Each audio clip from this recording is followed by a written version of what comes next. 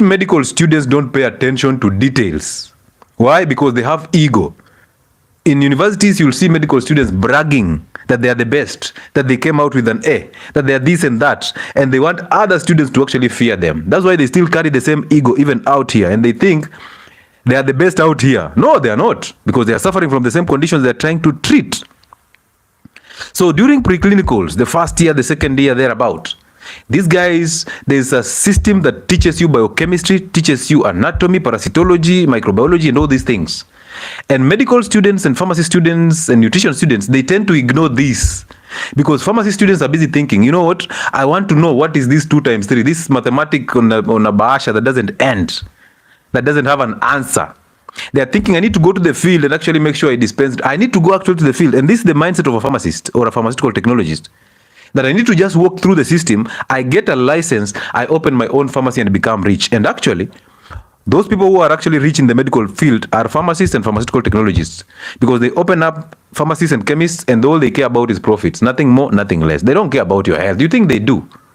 All they care about is how they will make money and pay bills and become rich and drive these double cabins. They call them pharmacist vehicles. And then they call themselves legal drug lords. They have a label. You know, I'm a legal drug lord. You're not a legal drug lord. You don't even understand what you did. So in the first year, and now the MOs and the clinical officers, in their head, they're just being brainwashed to think, oh, you know what, I'm the best. I understand the human body better. But they skipped anatomy. They were there physically attending, but they did not attend mentally. They were busy thinking about other things. Ego was coming in. They didn't see the bigger picture. Oh, you ask somebody who has done medical lab, ask them about parasitology. They are so empty. Experience ya kazi ndio inafanya tu anakumbuka vitu kadhaa. But truly, I'm telling you the truth. Some of the medical practitioners don't even remember anatomy, basics anatomy. The things that I talk about here, the fructose metabolism, the glucose metabolism, the breakdown pathways of these things are things that were taught in first year. Biochemistry 1, biochemistry 2, biochemistry 3. There are things that are taught there. These things of proto-oncogenes and oncogenes, genetics is actually taught in second year or the beginning of third year. But they were not concentrating. All they do is to cram, because now degrees are communal. They are community things. They cram, they pour on that paper, and if you ask them the questions they saw in that paper, after the paper, they don't remember a thing. So we are just looking at, oh, I want to graduate and go start a pharmacy. I want to graduate and go into a hospital where I wear a lab coat and scare patients. The course, how it's outlined is a problem, is a setup. Because somebody is doing 18 units in a semester, there's another guy who is doing 6 units. There's another one who is doing 3 units. And all these guys are in the same institution. This guy with 3 units wants to have all the fun. He wants to play PlayStation all through and do everything. Every activity is here, is there. Now, these guys who are here trying to load stress in their heads, calling themselves medical students, are the ones who are so stressed. They want this life again. Some of them will do the 2 lives. They want to juggle this life and this life. So nobody is there to actually understand anything. They are there to cram, pour on a paper and disappear. And I'm telling you the truth. These are the same people who are coming in to actually destroy you. They're the same people who will get angry when you ask them a question. They're the same people who don't even understand the basics. How can you not understand the basics of anatomy, biochemistry, and then you still come out and argue that you're a doctor? You're a doctor by title. You're not a doctor by understanding. You're just a doctor by title. If I strip off that title, you have nothing. There's nothing between your ears. So you went into the system and came out, and because the one who taught you there is the one who actually supervised you during internship, you are regurgitating everything he says. Look at the doctors who are supervising these interns, the consultants. They are so angry. They have a lot of anger because of what is happening in their families. They bring that into the hospitals. They want to exercise some form of duty, because in their heads they have a lot of ego. They want to show these interns, you know what, I am the consultant here. They call them consul. Now konso asiposema hii atufanyi. Oh, huyu konso anajua. Huyu konso akona hii, akona masters. Konso ni prof.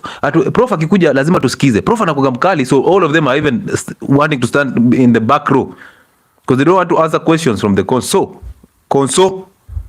But the conso is so conditioned, and the higher he goes, even the more empty he becomes with the basics. So most medical students, not all, most medical students don't even understand what they are doing. They are following protocols, they are following guidelines, and that's why they will tell you hypertension is irreversible. Some of them are even using YouTube. They seek a condition they've never come across, and now they're going to YouTube. They don't want to consult because ego does not allow them. They'd rather go to the toilet and go for YouTubes. It is so unfortunate that this is what is happening in the medical classes. I know because I've been there. Oh, 18 units. Ati nisome nielewe. If any case, the only time that I started paying attention to medical related stuff to understand is when I had no pressure for examination. And this is after my internship. That's when I decided now I have to go deeper into it and understand it. How many of you medical students on board have done that? How many? After school, you are now egoful. You went on the podium with that cacophony of viewers, you took the oath. After taking the oath, you've done nothing according to that oath. You've done actually everything the opposite. There are laboratories now that actually want commission from doctors. They tell you, if you send me this number of patients, you get a commission. You know those laboratories? So it's all about how many patients you're sending to them. It doesn't matter. Even if a patient is just having a common cough, take them there for an x-ray. Take them there for a sputum test. Because you want the commission. You know very well. There are pharmacies that have signed doctors. Doctors are on the payroll. And these doctors have to send patients to that pharmacy, that specific pharmacy. And all they write on a prescription is do not substitute. Do not substitute. Go there and buy this brand. Yet they've written drugs in the brand names, not generic names. They've prescribed in brand names. So they send you to a specific pharmacy so that you go there. Once you go there, immediately they get that prescription. There's a commission for this doctor. Oh, it's a big disaster in the medical field. A big disaster, and it's a shame that a doctor can sit there and tell a patient you're going to die in the next 3 months. You're going to have this hypertension for a lifetime. You have to take drugs. You're busy selling patients the fear just because you're on a payroll from the big pharma. The same thing you're doing here is the same thing your father is experiencing in the village. That is one thing you don't know. Your person may be a patient hapa. He's going to buy drugs for your father in that village anyway. So ego has made sure that doctors cannot think outside the box. Money. They have an identity of money. They don't have the identities. They have identities of money. Ego has made sure that doctors do not think outside the box. They can't. I'm telling you. If there is no guidelines, these doctors cannot think. And that's how these organizations actually kill us. These organizations come in with agendas to sell you fear. And once you buy the fear, they sell you the solution in form of vaccinations and all that. And doctors are actually on the leading line for this agenda.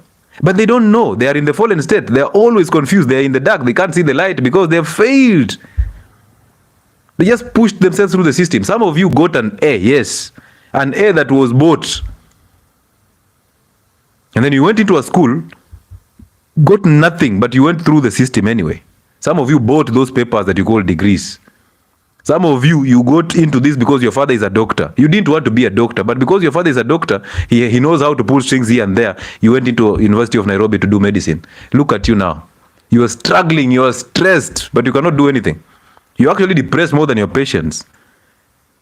But because unajua hii ni familia ya madaktari. Familia ya madaktari, who told you brains are sexually transmitted?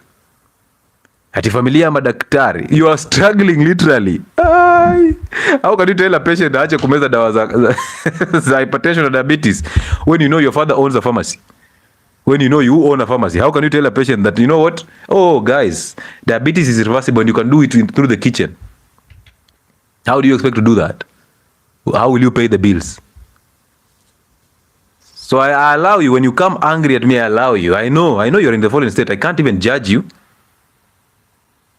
I can't even judge you because I understand where you are. And until you move out of that hell of yours, you will always be angry. You will always find a reason to actually go against what other people are saying, contrary to what you believe. And you see, belief hails from a center of lack and hails from a center of doubt.